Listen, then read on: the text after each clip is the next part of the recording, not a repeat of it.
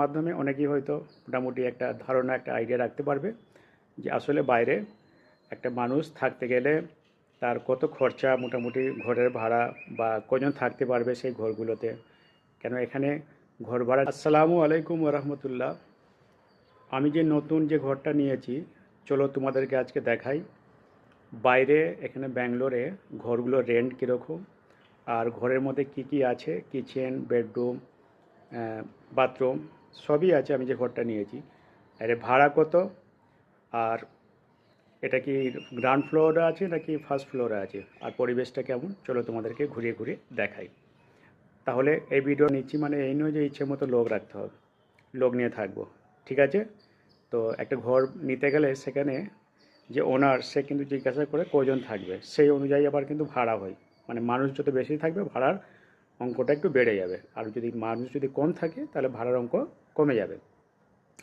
কেন এখানে পানি টানির সব ব্যাপার আছে, তো পানি টানির এসব মেনটেনেন্স চার্জগুলো আছে, তো সেক্ষেত্রে একটু ভাড়া কম বেশি একটু হয়, ঠিক আছে? আর আমি যেহেতু এখানে সিঙ্গেল থাকি, আর আমার কাছে যখন কাজের একটু চাপ থাকে তখন আমি কি করি, আমি কাজের জন্য কিছুদিনের জন্য মানে দু একটা ওয়ার্কার হিসাবে, লোক হিসাবে আমি রাখি কিছুদিনের জন্য। এটা আমাকে আগে থেকে কিন্তু ফাইনাল করে নিতে হয়। তো তাহলে চলো ব্যাঙ্গালোরে ঘরগুলো দেখা যাক, কত করে ভাড়া নেয়, কী ভাড়া নেয়, চলো একটা একটা করে দেখা যাক।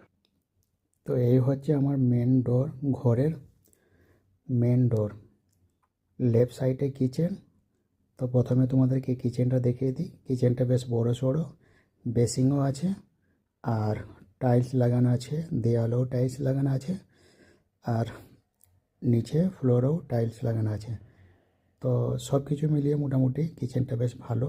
আর এই সামনে ছোট্ট একটা হল, আবার রাইট সাইডে এই হলো আমার বেডরুম। তাহলে এটাকে এখানে ভাষায় সিঙ্গেল সিঙ্গেল বেডরুম কিচেন এখানে। তো এখানে আমার যা যাবতীয় সব সামানপত্র সব এগুলো সব আমারই। আর দেওয়ালে এরকম নতুন যারা আসে তো রং করে দেয়। এটা পুরোটা একদম খুব সুন্দর, উপরে ছাদ আছে, ফ্যানটা আমার নিজে লাগিয়েছি, আর কালারটাও বেশ মাশাআল্লাহ। তো এবার আমরা বাইরে, এটা হচ্ছে মেন ডোর, এটা বাইরে যাবার জন্য। আর বেডরুমের একটা ডোর আছে।